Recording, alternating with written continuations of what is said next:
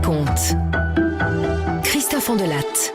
Voici l'histoire de la séquestrée de Poitiers, qui a fait beaucoup de bruit à l'époque, en 1901.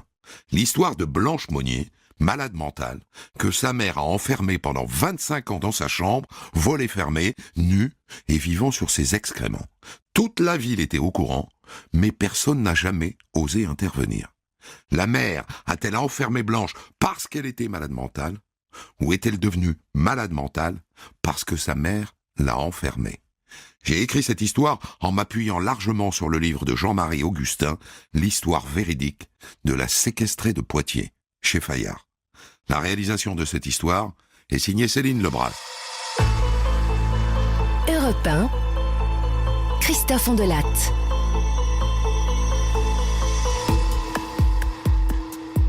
Au matin du 23 mai 1901, Monsieur le procureur, tenez un courrier pour vous. Une lettre anonyme arrive sur le bureau du procureur général de Poitiers. Monsieur le procureur général, j'ai l'honneur de vous dénoncer un fait d'une exceptionnelle gravité. Il s'agit d'une demoiselle qui est enfermée chez Madame Monnier, privée d'une partie de nourriture, vivant sur un grabat infect et en un mot dans sa pourriture depuis 25 ans. Signé, un compatriote indigné.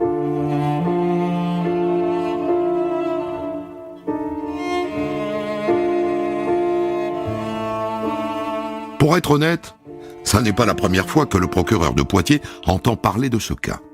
Ça fait quelque temps en effet qu'on dit en ville qu'une fille de bonne famille vit recluse. Mais on dit qu'elle est folle à lier, et que sa mère, Louise Monnier, ne fait que la protéger. Alors jusqu'ici, on s'en est tenu à cette version. Le procureur n'a pas bougé, les Monnier étant par ailleurs une famille fort honorable. Mais là, il y a une lettre, et le procureur se dit qu'il serait peut-être temps de cesser de faire l'autruche. Et donc il confie au commissaire central de Poitiers, Pierre Bucheton, une enquête. Et l'après-midi même, le commissaire se présente chez les Monnier, au 21 rue de la Visitation. Belle maison, hein? Presque un hôtel particulier. Et quand le commissaire lève la tête, il remarque tout de suite une fenêtre dont les volets sont clos, la seule qui soit fermée, au 2e étage. C'est la bonne qui lui ouvre. « Madame Monnier, je vous prie. » Madame Monnier ne reçoit pas, elle est alitée. « Veuillez, je vous prie, dire à Madame Veuve Monnier que je suis commissaire principal de police et que je désire absolument lui parler. » Un commissaire, normalement, ça impressionne. Mais pas Madame Veuve Monnier. « Monsieur le commissaire, Madame ne peut pas vous recevoir. Elle vous prie de vous adresser à son fils. Il habite juste en face, là, vous voyez ?» Bon, va pour le fils. Le commissaire traverse la rue, il sonne, et il s'entend dire par la bonne du fils « Ah, c'est que Monsieur Monnier est indisposé. » Décidément, chez ces gens-là, tout le monde est indisposé. Il insiste, il menace peut-être un peu, et finalement, Monnier fils consent à le recevoir. « Bonjour, monsieur. Voilà, je suis ici parce que une lettre anonyme dénonce Madame votre mère comme séquestrant votre sœur. On nous dit qu'elle serait au lit depuis 25 ans, au milieu d'une pourriture infecte. Ah, mais j'ignore tout ce que vous me dites, monsieur le commissaire. Ce qui est embêtant, c'est que cette lettre dit que la fenêtre de la chambre de votre sœur est cadenassée. Or, justement, je vois qu'au 2e étage se trouve une fenêtre dont les persiennes sont closes. Voudriez-vous me mettre en présence de votre sœur, monsieur? Écoutez, je suis tout à fait étranger à tout cela. Ma mère et ma sœur habitent ensemble dans une maison qui est là, vous la voyez, qui n'est pas la mienne. Et je ne puis pas vous autoriser à voir ma sœur si le docteur n'y consent pas. Écoutez-moi bien, monsieur. Cette lettre porte une accusation grave. Amenez-moi auprès de votre sœur, s'il vous plaît. Ou pas, d'ailleurs.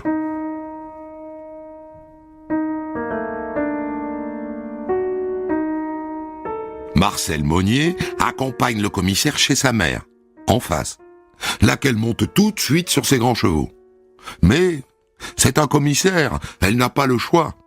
Et d'ailleurs, il est déjà dans l'escalier, il est en route pour le 2e étage, là où il a vu le volet fermé. Et le fils lui emboîte le pas. Et arrivé devant la porte, « Vous pouvez m'ouvrir, s'il vous plaît ?»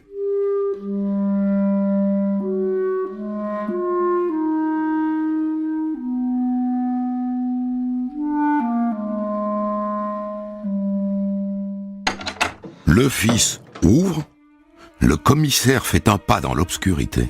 Il a une odeur, il ressort tout de suite, il est au bord de vomir. Il prend un peu d'air frais, il bloque sa respiration et il rentre à nouveau dans la chambre. Et la première chose qu'il voit, c'est la chaîne qui maintient les volets cadenassés. C'est une précaution, hein, c'est pour éviter que ma sœur ne se jette par la fenêtre. Sa sœur, justement. Elle est là, dans un angle de la chambre, sur un tas d'immondices, une silhouette humaine enfin, à peine humaine, ratatinée, recroquevillée, décharnée. Le commissaire file dardard au palais de justice prévenir le procureur. Et il revient 1 heure plus tard avec un juge, le juge Dufresnel. Vous allez voir, c'est absolument insupportable, hein, monsieur le juge. Hein. Jeune homme, vous pourriez ouvrir les persiennes, s'il vous plaît.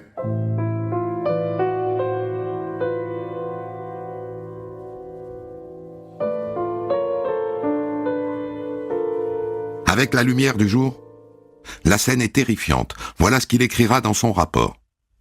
Nous apercevons dans le fond, étendu sur un lit, le corps et la tête recouvertes d'une couverture d'une saleté repoussante, une femme, que Marcel Monnier nous dit être mademoiselle Blanche Monnier, 52 ans, sa sœur. La malheureuse est couchée, toute nue sur une paillasse pourrie. Tout autour d'elle s'est formée une sorte de croûte, faite d'excréments, de débris de viande, de légumes, de poissons et de pain en putréfaction. Des bêtes courent sur le lit. Nous lui parlons, elle pousse des cris. La maigreur de mademoiselle Monnier est effrayante. Sa chevelure forme une natte épaisse qui n'a point été peignée et démêlée depuis longtemps. L'air est tellement irrespirable, l'odeur qui se dégage de l'appartement est tellement fétide, qu'il nous est impossible de rester plus longtemps pour procéder à d'autres constatations.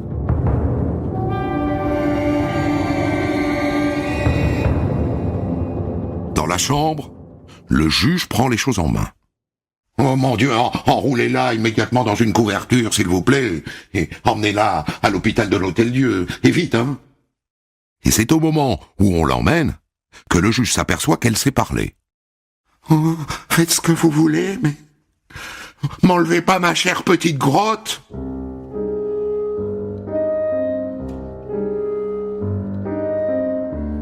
À l'Hôtel-Dieu, on lui coupe les cheveux. Ou plutôt, on lui coupe la grosse natte immonde qui lui sert de chevelure. Et on la met sur une balance. La natte de cheveux crasseux pèse 25 kilos. On va la garder, tiens, comme pièce à conviction.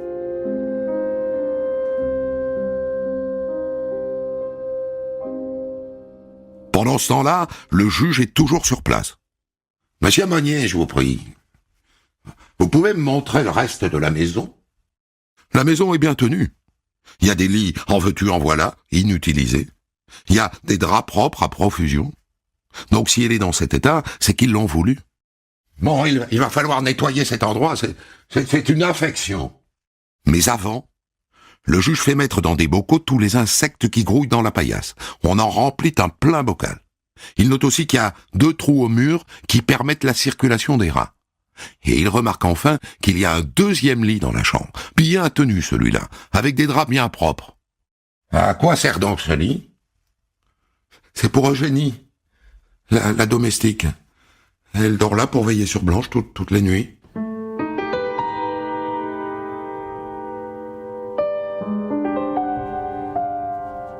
Le lendemain, le commissaire est de retour avec un mandat d'amener. Le juge lui a demandé d'arrêter et le fils et la mère, et de les mettre en prison. Quand elle franchit le soir même les portes de sa cellule, la mère, Louise Monnier, 75 ans, déclare « Oh, est-il possible de faire tant d'affaires pour rien ?»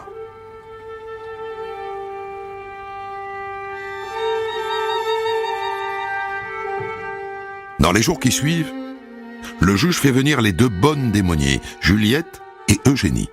Elles vivent au cœur de la maison. Elles savent. Oh ben, je vous jure que mademoiselle Blanche est bien nourrie. Ah ça oui.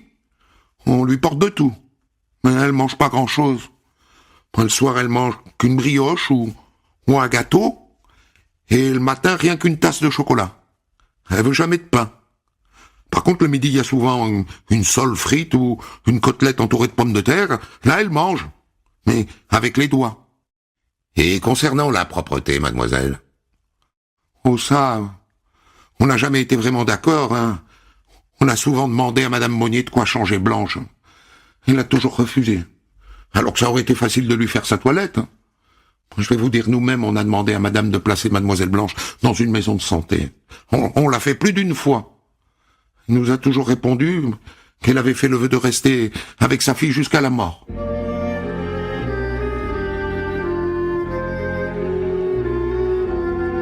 Le juge apprend à l'occasion que la lettre anonyme, c'est grâce à Juliette, la bonne. Juliette a un bon ami, un militaire, et un jour elle lui a parlé de Blanche. Et comme il ne la croyait pas, un soir tard sur la pointe des pieds, elle l'a emmené la voir. Et le bon ami militaire ne s'en est pas remis. Le lendemain, il en a parlé à son lieutenant, et c'est ensemble que son lieutenant et lui ont écrit la lettre anonyme.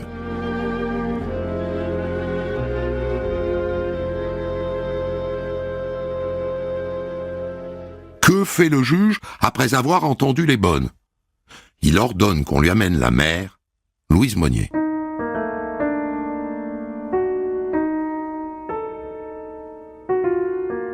Et là, il faut que je vous explique quelque chose. La mère elle-même vit claquemurée dans sa maison depuis 10 ans. Elle ne voit personne. C'est une vieille folle, une vieille folle. Le juge, néanmoins, lui demande de s'expliquer. Oh, jamais je n'ai songé à séquestrer ma fille. Je l'aimais tant. Elle a toujours été libre de circuler dans la maison. La vérité, monsieur le juge, c'est que depuis 25 ans, elle s'est volontairement enfermée dans sa chambre. Hein. Je dirais même dans son lit. Elle s'est obstinée à rester dans son lit depuis 1876. Peut-être même avant. Malgré mes efforts et ceux de mon mari pour lui faire prendre l'air. Elle dit que sa fille est malade. Pas depuis toujours, hein. Petite, ça allait bien. Elle a fait des études, elle aimait la lecture. La mère dit que ça s'est dégradé d'un coup vers ses 23 ans. En 1872, je crois. Ma fille a été atteinte d'une fièvre pernicieuse très grave. Et depuis lors, elle a voulu voir personne. Elle a refusé de mettre des vêtements, sous prétexte qu'elle n'avait pas la force de les porter. Elle mangeait très peu. Elle était extrêmement maigre. Elle ne voulait pas coucher dans des draps, vous voyez, quoi. L'avez-vous montré à un docteur? Oui. Mais il y a déjà plusieurs années que le médecin ne vient plus la voir. Et la saleté dans laquelle elle se trouvait, madame? Mais elle ne voulait pas qu'on la touche. Les domestiques disent qu'elles vous ont demandé de les laisser la nettoyer et que vous avez refusé. Oh, monsieur le juge, ce sont des drôlesses, celles-là. Des menteuses, hein. Elle dit qu'elle rend des visites à sa fille 2 fois par jour, mais que depuis 3 mois, elle est malade, elle n'allait plus du tout la voir. Et là-dessus, elle ne ment pas, elle est malade du cœur. Et d'ailleurs, 15 jours après son arrestation, en prison, elle meurt d'une crise cardiaque. À moins qu'elle ne soit morte de honte.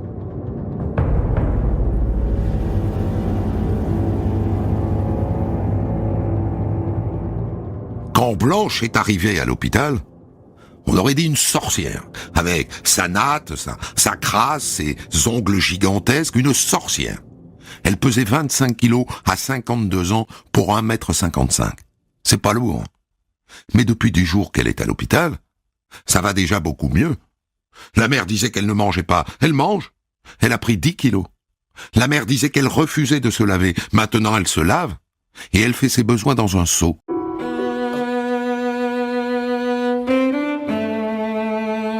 En revanche, son état psychique est inquiétant. Son retard intellectuel est béant. Elle écrit à peine. Elle répond aux questions, mais elle n'en pose aucune. Et tout ce qui est à l'extérieur de l'hôpital l'indiffère totalement. À part les fleurs. Elle raffole du parfum des fleurs. Et surtout, elle ne veut plus entendre parler de sa famille. Voulez-vous revoir votre frère? Qui reste où il est? Qui reste où il est? Est-ce que vous étiez bien dans votre maison? Ah, ne me parlez pas de ça. Cela dit, il lui arrive encore de dire « Ah ben, je regrette bien ma chère petite grotte. » On attend avec impatience l'avis des médecins, qu'on appelle à l'époque des aliénistes. On est en 1901, la psychiatrie est balbutiante. L'expert s'appelle le docteur Lagrange. Elle ne jouit pas de ses facultés, ça c'est clair. Elle tient des propos extravagants. C'est une aliénée, hein, il n'y a pas de doute.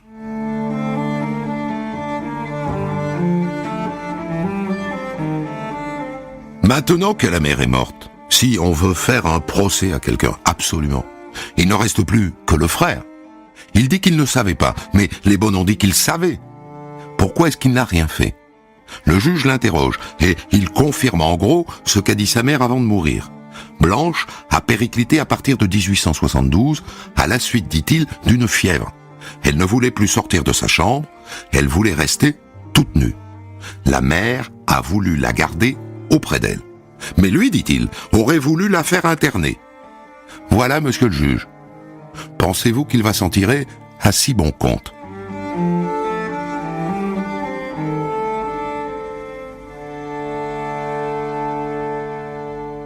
On est en 1901.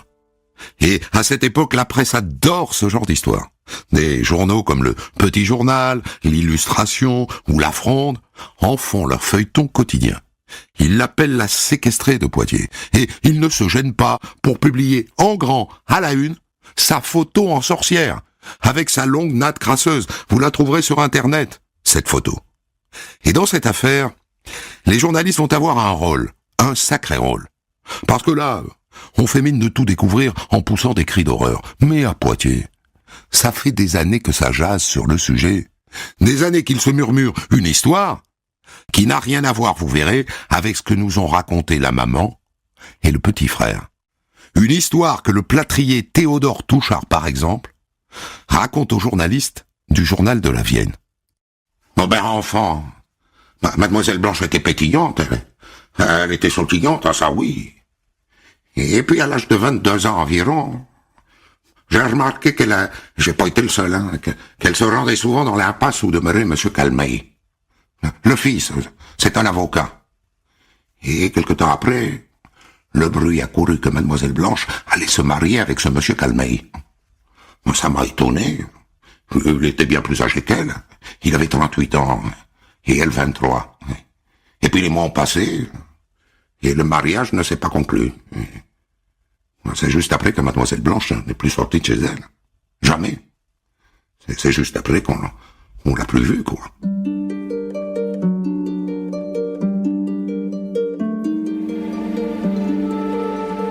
La mère, disent les gens, c'est dans le journal, ne voulait pas que cet avocat devienne son gendre.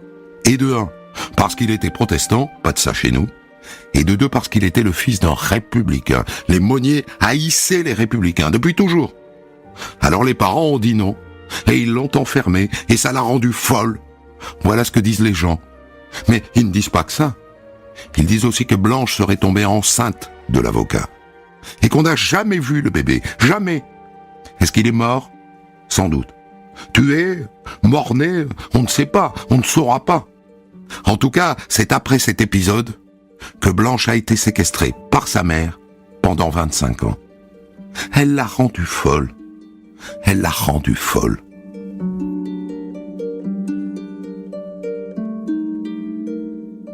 Mais qui était donc cette femme, la mère, Louise Monnier? L'abbé de la famille, l'abbé Montbron, n'y va pas par 4 chemins. Oh, c'était une femme terrible, terrible, fantasque, dure, impérative, despote. Mais lui, le père n'était pas en reste, hein. C'est lui, hein, qui a fait sceller les persiennes à l'étage, parce que Blanche se mettait toute nue à la fenêtre. Ça faisait scandale, quoi. Et ça, c'est confirmé par les bonnes. Oh, bah, mademoiselle Blanche, elle avait un peu la tocade de rester le bas du corps tout nu. Quand on lui donnait une chemise propre, elle faisait un trou dans le bas, et puis crac, elle déchirait le reste par l'embauche, jusqu'au bas du ventre. Elle se mettait un morceau de flanelle sur la tête, et sur le dos, elle se mettait une camisole, et puis, bon, elle allait se promener comme ça, dans le jardin, et elle sautait comme une biquette à travers les allées. Fallait voir ça, hein. Tous sont d'accord sur un point, ça s'est aggravé à la mort du père en 1882. Oh ben mademoiselle Blanche, elle voulait pas voir sa mère, hein. Quand elle venait la voir, elle lui jetait son pot de chambre à la figure. Ben alors madame Monnier, elle a dit comme ça, ben, si c'est ainsi, je te laisserai dans la saleté.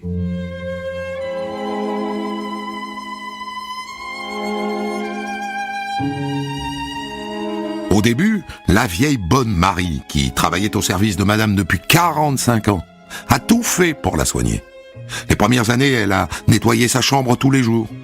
Et puis elle a baissé les bras, et voilà comment on en est arrivé là. Le juge commence à avoir une idée assez précise de la longue descente aux enfers de Blanche Monnier.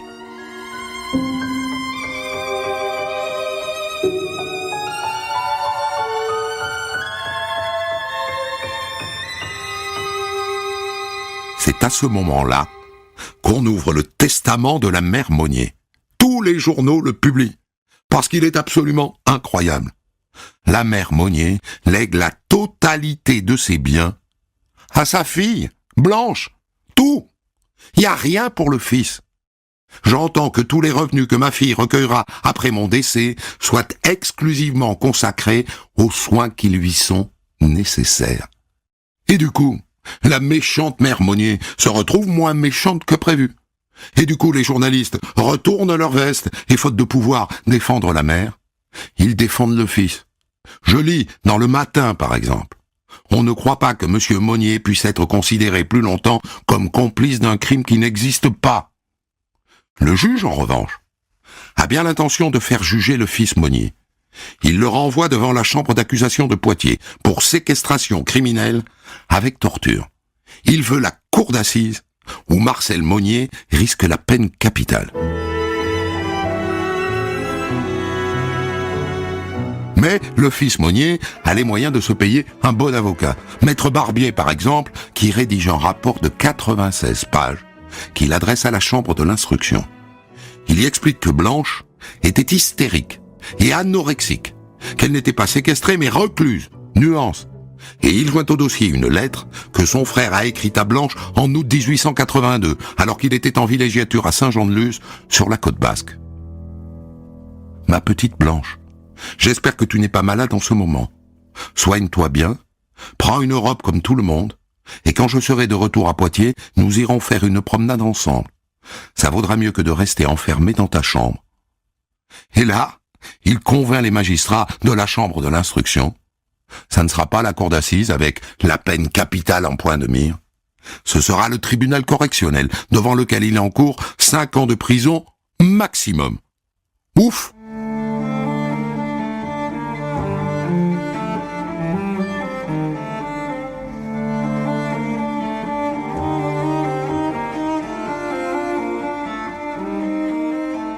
Le procès s'ouvre le 7 octobre 1901. Et il faut avoir le cœur bien accroché parce que dans la salle d'audience, on expose les pièces à conviction, les draps souillés de Blanche et la fameuse natte de 25 kilos. La puanteur est telle que le président n'y tient pas. Emballez-moi tout ça, s'il vous plaît, c'est une horreur. Hein. Et commence le défilé des témoins, qui viennent tous dire que le fils, Marcel, n'avait aucune influence sur sa mère. Oh ben elle disait tout le temps, je veux pas qu'il fasse la loi chez moi, vous voyez. Et elle disait aussi, s'il continue, je lui supprime sa pension. Ce que les bonnes, Juliette et Eugénie, confirment à la barre. Oh ben Madame Monnier lui disait, t'es rien ici, va-t'en.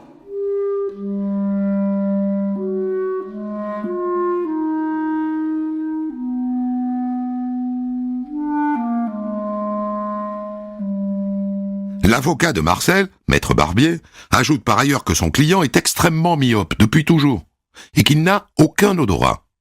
Figurez-vous qu'un jour, des amis lui ont fait manger de la crotte de bique saupoudrée de sucre en lui faisant croire que c'était des fraises. Eh bien, il n'a pas vu la différence. Et un médecin vient confirmer qu'il est myope comme une taupe. Il y voit à peine un dixième. Il est vraisemblable qu'il n'ait pas pu voir l'état dans lequel se trouvait sa sœur. Étant donné d'ailleurs que la chambre était assez obscure. Derrière les culs de bouteille qui lui servent de lunettes, Marcel Monnier lui-même en remet une couche. Je ne me figurais pas du tout que ma sœur était dans un état aussi effrayant. J'étais loin de le penser. Vous avez proposé à votre mère de mettre votre sœur dans une maison de santé. Pourquoi ne pas avoir agi, monsieur? Mais je l'ai fait. J'ai tellement insisté que ma mère m'a mis à la porte. Vous savez, ma mère était maîtresse chez elle. Si je l'ai pas fait, c'est que j'ai pas pu le faire. Et comme il faut un responsable, l'avocat de Marcel rejette tout sur les bonnes. Les vrais complices, les voilà, vous les avez là.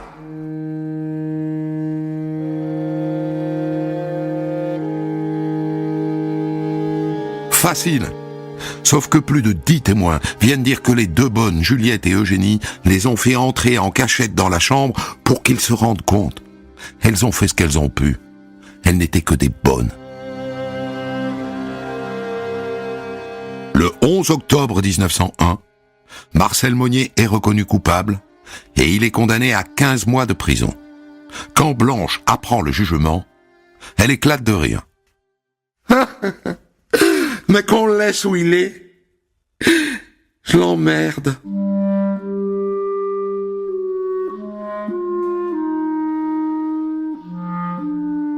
Marcel Monnier fait appel. Un deuxième procès se tient en novembre. Maître Barbier plaide à nouveau. Cherchez l'acte de violence qu'aurait commis Marcel Monnier. Il n'y en a pas. Il n'y en a pas. Et cette fois, la cour d'appel acquitte Marcel Monnier. Il sort de prison le jour même. Et dans la foulée, il touche l'héritage de sa mère. Et il va s'installer à Saint-Jean-de-Luz, où il meurt en 1913, à l'âge de 65 ans. J'ai écrit cette histoire en m'appuyant sur le livre de Jean-Marie Augustin chez Fayard, l'histoire véridique de la séquestrée de Poitiers. Europe 1. Pour commenter son histoire du jour, Christophe Ondelat reçoit un invité, acteur direct de son récit. Incroyable histoire que j'ai donc tirée du livre de Jean-Marie Augustin chez Fayard, l'histoire véridique de la séquestrée de Poitiers. Jean-Marie Augustin, qu'est-ce qui a attiré l'historien du droit que vous êtes vers cette histoire, en dehors du fait que vous avez longtemps enseigné l'histoire à l'université de Poitiers? Bon, la raison d'abord, c'est parce que moi-même je suis poitevin et donc j'ai toujours entendu parler de cette affaire. Et puis c'est aussi une référence en droit pénal, notamment ce qui est confirmé par la cour d'appel. Il n'y a pas d'infraction de commission par omission, c'est-à-dire qu'une abstention, ne rien faire à l'époque, ne peut pas constituer un crime, une sanction, une peine. Voilà. Donc c'est le point de droit qui vous a intéressé. Et alors, est-ce que c'est une histoire qui s'était répétée génération après génération par le bouche à oreille et déformée au passage et qu'il vous a fallu rectifier en quelque sorte? Alors, certainement. D'abord, il y a eu le livre d'André Gide, en 1930, Ne jugez pas, qui se contente de reprendre les faits, tout simplement. Et puis, effectivement, ça fait partie de ces grands procès poitevins, il y en a d'autres, hein, et on en a toujours beaucoup parlé. Mais aussi, je pense qu'il y a eu aussi, il y a eu des émissions, il y a eu la télévision, etc. Je crois que c'est une affaire importante, et vous l'avez dit aussi, la presse en a beaucoup parlé à l'époque, l'illustration, la presse nationale, s'en est emparée au moment de l'affaire et au moment du procès.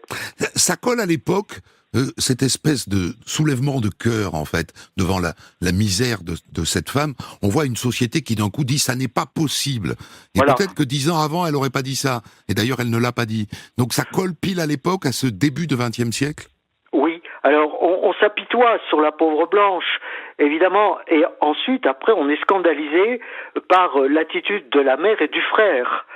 On ne comprend pas que dans une famille de notables, le père était doyen de la faculté des lettres, c'est pas rien, qu'on puisse ainsi se comporter de cette manière et qu'on laisse, elle n'est pas séquestrée vraiment, mais qu'on quand même, on la laisse dans cet état d'abandon et de saleté que vous avez décrite.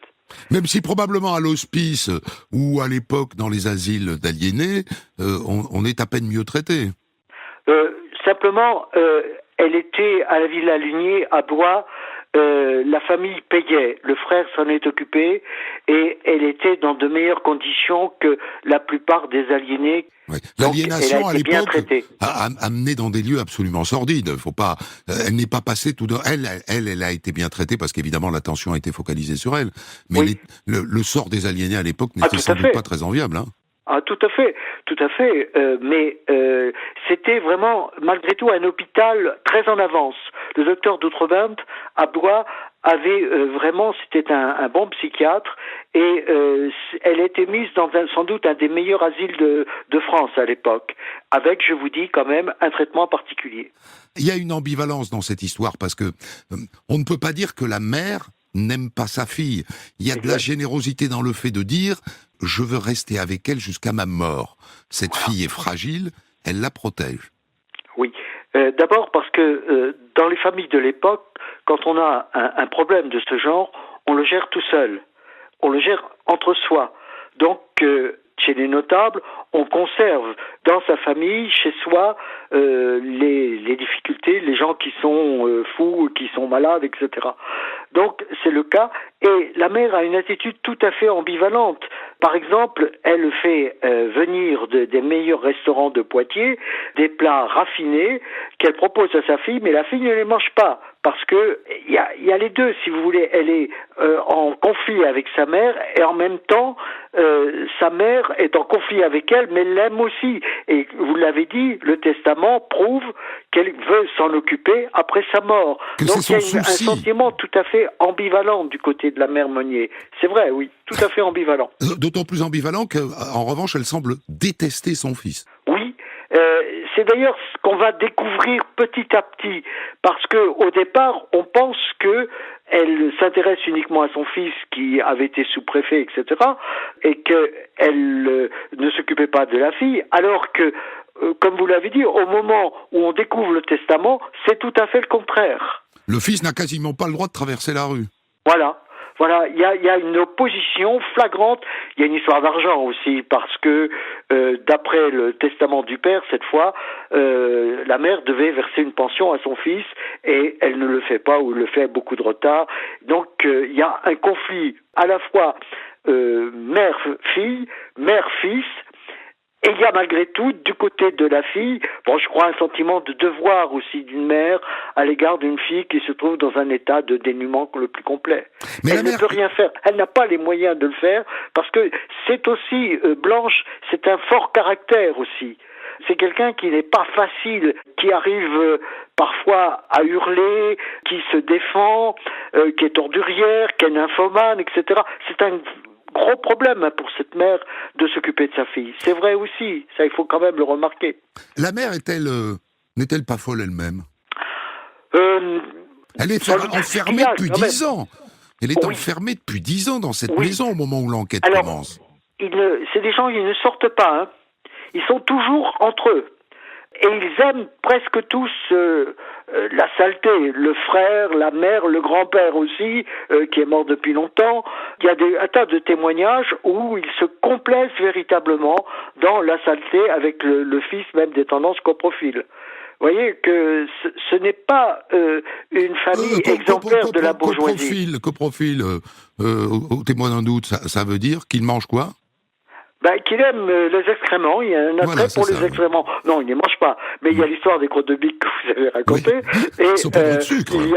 Et il y a aussi des tendances, c'est-à-dire qu'il a un attrait pour les excréments, faut quand même le remarquer. Il y a, par exemple, il ne fait pas vider son vase de nuit tant qu'il n'est pas à ras-bord, des choses comme ça. C'est vraiment quelqu'un qui... Alors ça va servir au procès, parce qu'il n'a aucun odorat, ou même presque une certaine satisfaction à sentir la saleté, à sentir les mauvaises odeurs. Et empester son encourage. Alors, est-ce qu'on doit croire, à votre sens, à 100%, les journalistes qui racontent donc cette histoire de mariage impossible avec cet avocat de 38 ans ? Moi, je pense que d'ailleurs, c'est eux, les journalistes, qui vont donner le nom de séquestré aussi. Je ne pense pas. Je pense que c'est un racontard, peut-être, d'une rumeur qui a été rapportée. Moi, je ne crois pas, parce que on a fait des fouilles dans le jardin, on a fait aussi des fouilles à Migné, ils avaient une maison de campagne, on a trouvé aucun ossement, ce se trouve des ossements de chat ou de chien, donc on n'a pas trouvé d'ossements, et je pense que ce mariage était pratiquement impossible. La famille Calmeil, dont vous avez parlé, est une famille très connue à Poitiers, une famille d'avocats. Certes, ils sont protestants, mais je pense que peut-être la mère, les parents auraient préféré peut-être caser leur fille d'une manière ou d'une autre. Ce mariage était pratiquement impossible, et je ne pense pas qu'il y ait même eu des soupçons des amourettes ou d'autant qu'à l'époque on fait beaucoup de mariages arrangés. Moi, je ne le pense pas du tout. Ça n'intervient qu'au moment de la découverte de l'affaire, c'est-à-dire en 1901. C'est-à-dire que vous êtes en train de me dire qu'en 1901, les journalistes dégoissent complètement, déjà. Ah ben évidemment. Oui, mais la presse adore ce genre d'affaires. Vous l'avez dit. Elle brode, quoi. Et puis on brode, en plus. On en rajoute toujours. Il y a eu du reste des feuilletons sur l'époque. Il y a eu des complaintes sur la séquestrée.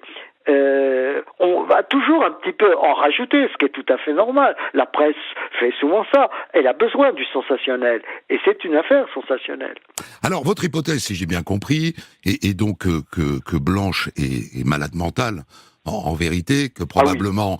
on la date autour de ses 23 ans, c'est l'âge auquel se déclenchent en général les psychoses. À quelle maladie mentale est-ce que vous la reliez, vous ? Alors, il y a un psychiatre poitevin, le docteur Simat, qui a fait une analyse au point de vue médical, et pour lui, il s'agirait de schizophrénie. Mmh. Voilà. C'est-à-dire qu'il y a notamment le fait qu'elle se fait des fantômes de tout, qu'elle se soit coupée du monde.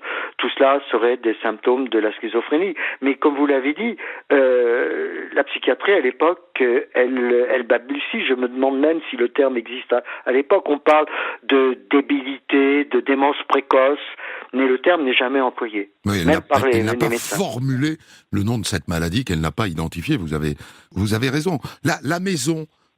en question, elle est toujours visible aujourd'hui. Oui. Elle est identifiée comme telle à Poitiers. Les gens disent, tiens, c'est là que cette fille a vécu 25 ans, au deuxième étage. Pas tellement connue, mais moi, quand je passe dans cette rue, j'ai dit, voyez, c'est la rue, c'est la chambre où était la séquestrée. Et dans la maison a beaucoup changé, mais la fenêtre de la séquestrée, il reste toujours. Ah, vous la regardez ? Oui, évidemment. Je vais vous faire une confidence. La dernière fois que je suis allé à Poitiers, je l'ai regardé longtemps aussi. En me demandant qui habite là, parce que quelqu'un doit vivre dans cette chambre qui a été un endroit incroyable. Oui, il y a des gens qui doivent y habiter, je ne sais pas s'ils le savent, mais il y a des gens qui y habitent. J'avais aussi un collègue qui habitait juste à côté. Ouais. Et lui, il le savait, évidemment. Rappelez-moi l'adresse. C'est aujourd'hui rue Arthur Ranc. Arthur Ranc, vous n'avez pas le numéro, c'est juste... Non, je n'ai pas le numéro, je n'ai pas le numéro en tête. C'est rue Arthur Ranc, c'est au-dessus d'un restaurant asiatique. Ben voilà, message lancé aux habitants de la rue Arthur Ranc, au-dessus de le restaurant asiatique, la fenêtre. C'est en face de la poste aujourd'hui, parce que la prison a été démolie et remplacée par la grande poste. Merci beaucoup Jean-Marie Augustin. C'est moi qui vous le remercie. De m'avoir confié votre histoire et d'avoir accepté de la commenter. Je rappelle le titre de votre livre qu'on trouve sur Internet d'occasion. Il est sorti en 2001 chez Fayard. L'histoire véridique de la séquestrée de Poitiers. Des centaines d'histoires disponibles sur vos plateformes d'écoute et sur europe1.fr.